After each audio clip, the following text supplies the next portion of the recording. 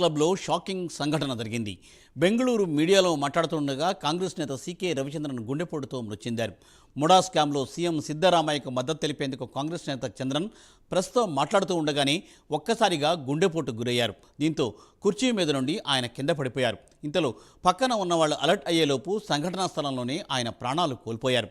కాంగ్రెస్ నేత సీకే రవిచంద్రన్ మృతి పట్ల Karnataka CM Siddaramaiah social media వేదికగా సంతాపం వ్యక్తం చేశారు.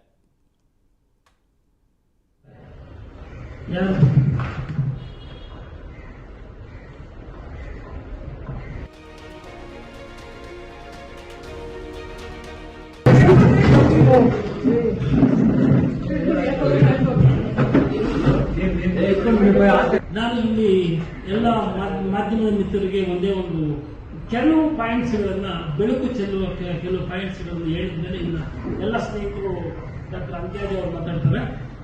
ಏನು ಅಂದ್ರೆ ಏನು ಮೊನ್ನೆ 26ನೇ ತಾರೀಕು ಗಣತವ್ಯಸ್ಥ ರಾಜ್ಯಪಾಲರು ಮಾನ್ಯ ಮುಖ್ಯಮಂತ್ರಿಗಳಿಗೆ ನೋಟಿಸ್ ಕೊಟ್ಟಿದ್ದಾರೆ. ಅವರು ಮಧ್ಯಾಹ್ನ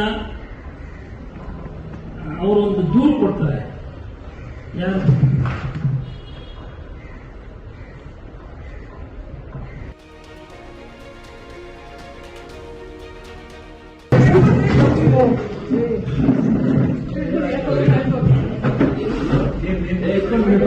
ನಾನು ಇಲ್ಲಿ ಎಲ್ಲ ಮಾಧ್ಯಮ ಮಿತ್ರರಿಗೆ ಒಂದೇ ಒಂದು ಕೆಲವು ಪಾಯಿಂಟ್ಸ್ಗಳನ್ನ ಬೆಳಕು ಚೆಲ್ಲುವ ಕೆಲವು ಪಾಯಿಂಟ್ಸ್ಗಳನ್ನು ಹೇಳಿದ್ಮೇಲೆ ಇನ್ನು ಎಲ್ಲ ಸ್ನೇಹಿತರು